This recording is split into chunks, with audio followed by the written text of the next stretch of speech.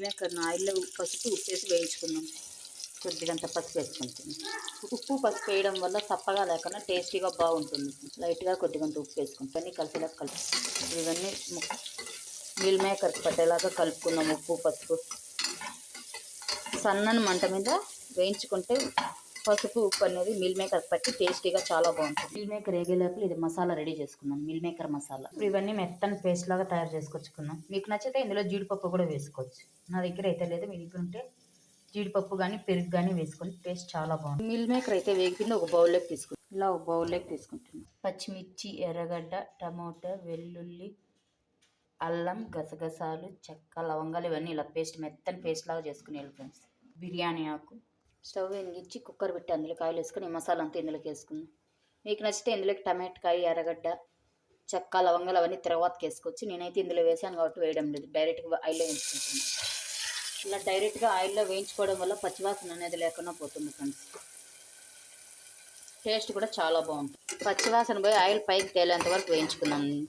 ఇప్పుడు ఇది ఇంత ఏగిపోయి ఆయిల్ అంతా పైకి తేలింది. ఇప్పుడు ధనియాల పొడి వేసుకుంటుంది. ఒక స్పూన్ ధనియాల పొడి, అలాగే మీ ఇష్టానికి తగ్గట్టు కారం ఫ్రెండ్స్. నేనైతే మా పిల్లలకు పెడతా కాబట్టి తక్కువ వేసుకుంటా వేస్తూ వస్తాను. మీకు కావాలంటే ఎక్కువే వేసుకోవచ్చు. అలాగే కొద్దిగంత పసుపు, మీరు జీలకర్ర పొడి ఉంటే వేసుకోండి. నా దగ్గర అయితే లేదు, నేను వేసుకోవడం లేదు. అలాగే కొద్దిగంత గరం మసాలా వేసుకుని నేనైతే చికెన్ మసాలా వేసుకుంటున్నాను ఫ్రెండ్స్. మీకు మటన్ మసాలా ఉంటే మటన్ మసాలా వేసుకోవచ్చు, లేదా చికెన్ మసాలా అయినా వేసుకోవచ్చు. నేనైతే చికెన్ మసాలా కొంచెం వేసుకోవచ్చు. ఇప్పుడు ఇవన్నీ కలిసేలాగా కలుపుకుందాం. ఇప్పుడు ఇందులోకి మిల్ మేకర్ వేసుకుంటున్నాం ఫ్రెండ్స్. ముందుగా హాట్